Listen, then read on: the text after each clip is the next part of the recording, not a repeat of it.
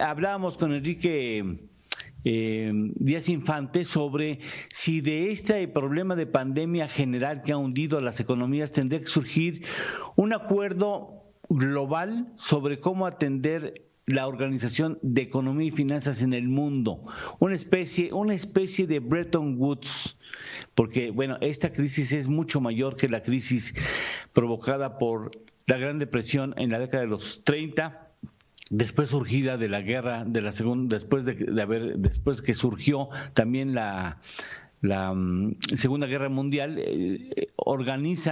La ONU organiza una forma de tratar de dar respuesta a una circunstancia, un entorno muy adverso. ¿Es necesario pensar en un segundo acuerdo tipo Bretton Woods? Ahora participa Pablo Álvarez y Casa.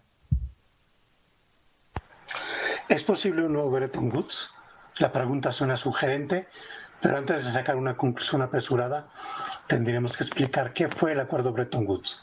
Básicamente fue un encuentro para diseñar el esquema económico y financiero con el que funcionaría el mundo capitalista liderado por Estados Unidos y acompañado por Reino Unido y otros países aliados cuando se perfilaba el fin de la Segunda Guerra Mundial en 1944.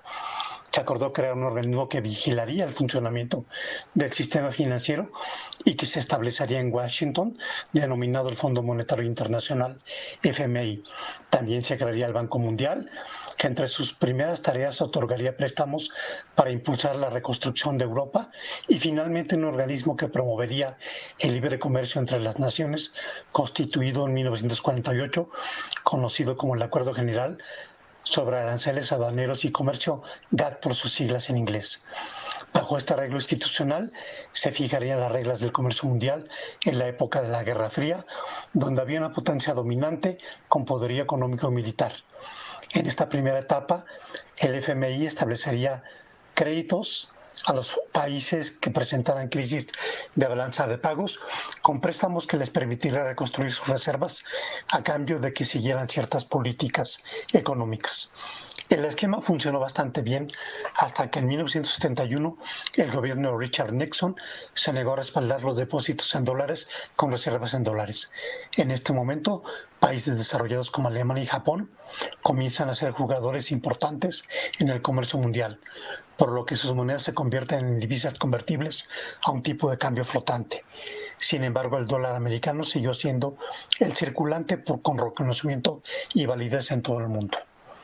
En 1995 se creó el euro como una moneda común y se introdujo como moneda de cuenta en los mercados financieros el 1 de enero del 99, fortaleciéndose como una divisa ampliamente reconocida en los primeros años, al comenzar a generarse deuda e instrumentos financieros que se negociaron en el sistema internacional de pagos.